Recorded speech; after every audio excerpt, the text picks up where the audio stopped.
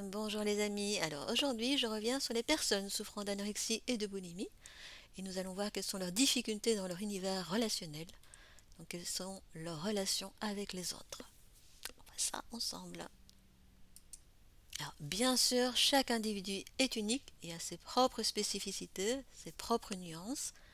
Néanmoins, on peut retrouver des tendances communes chez les personnes souffrant d'anorexie et de boulimie et ces spécificités sont particulièrement manifestes dans leur univers émotionnel et relationnel. Alors, quelles sont ces difficultés souvent typiques? Quels sont ces traits de personnalité peu ordinaires? Alors, tout d'abord, les montagnes russes. Donc, précisons que les personnes en proie à ces troubles du comportement alimentaire arrivent globalement à maintenir une vie sociale. Par contre, ces relations sont souvent teintées de montagnes russes émotionnelles. Donc, un simple mot mal pris peut faire chavirer la relation du tout au rien. Ainsi, les amitiés seront tantôt mises sur un piédestal, tantôt rejetées, avant d'être à nouveau adorées. Donc de par sa sensibilité, la personne en proie à l'anorexie et la boulimie se sent vite blessée, déçue, incomprise. En même temps, comme elle est souvent empathique, généreuse, intelligente, elle peut aussi dépasser sa frustration. Donc en bref, elle comme son entourage vont être ballottées entre un monde de Walt Disney et un monde de reproches. Les attentes affectives des personnes souffrant d'anorexie et de boulimie sont souvent intenses, exigeantes, et si celles-ci ne sont pas remplies, on notera un soudain recul de la personne dans sa caverne à l'abri du monde. L'humeur peut être aussi en dents de scie, donc ce tout ou rien va aussi se manifester dans l'humeur de la personne souffrant d'anorexie et de boulimie. Donc même si le lien avec l'autre reste stable, vous aurez tantôt à faire avec une personne pétillante, euphorique, qui va s'exprimer avec de nombreux superlatifs, du genre c'est génial, c'est grandiose, tantôt une personne en plein down, dépressive et avec des idées sombres. Dans les deux cas, on retrouvera un côté too much, intense, que ce soit dans les jours lumineux ou dans les jours sombres. Donc, les personnes souffrant d'anorexie et de boulimie se donnent souvent à fond dans ce qu'elles font, avec des moments d'épuisement qui vont suivre et qui seront proportionnels. Ces périodes de fatigue intense vont réactiver en elles un sentiment de vide sidéral, voire même un sentiment morbide de culpabilité, de prendre trop de place ou d'embêter leur monde.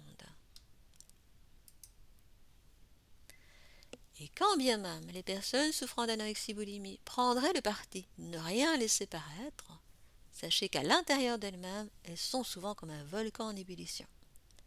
Si l'apparence semble sereine, leur monde intérieur est bien plus mouvementé. Elles vont également aussi entre la sensation de toute puissance et la sensation d'être la dernière des nullités.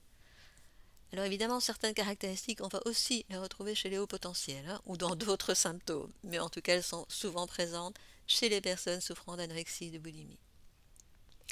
Donc, si elles doivent par exemple réaliser une performance professionnelle ou si elles sont de sortie, elles peuvent aussi entre une grande confiance en elles ou le sentiment de n'être rien sur terre. Elles peuvent même démarrer en étant radieuses, rayonnantes, pour ensuite avoir l'impression qu'une autre personne présente est plus intelligente ou plus belle qu'elle, et basculer alors dans un sentiment d'être insignifiante ou ridicule. Donc elle met la barre tellement haut que les chutes sont fréquentes et perçues comme étant la fin du monde. Une difficulté à trouver sa place. Donc la personne souffrant d'anorexie et de boulimie a du mal à être parfaitement sereine et à l'aise dans sa relation aux autres. Donc soit elle fera un peu son show avec volubilité, soit elle s'effacera.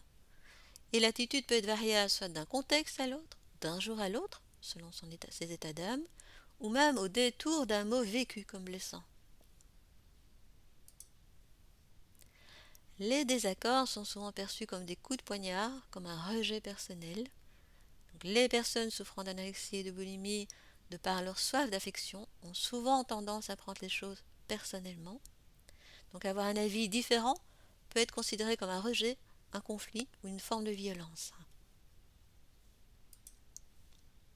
Pour les relations sentimentales, on passera là aussi parfois de l'amour fusion à la rupture proclamée.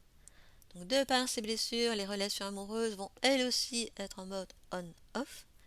si on caricature le trait, ou tout va bien, ou on n'est pas fait l'un pour l'autre.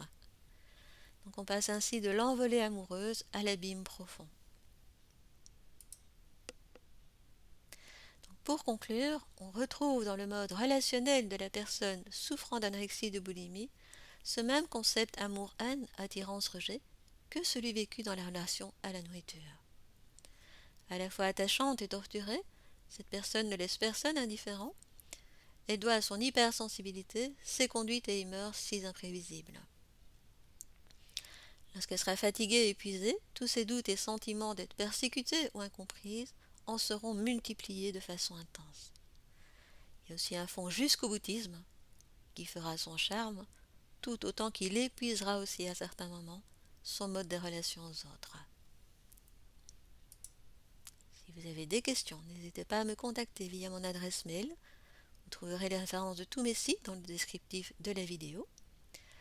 Si vous avez aimé, vous pouvez liker et vous inscrire à ma chaîne YouTube. Je précise quand même qu'à tout problème, il y a une solution et qu'il y a toujours moyen d'évoluer sur le chemin du bien-être. Sur ce, je vous embrasse bien fort et vous dis à bientôt. Je vous envoie également une bulle de bien-être pour vous envelopper.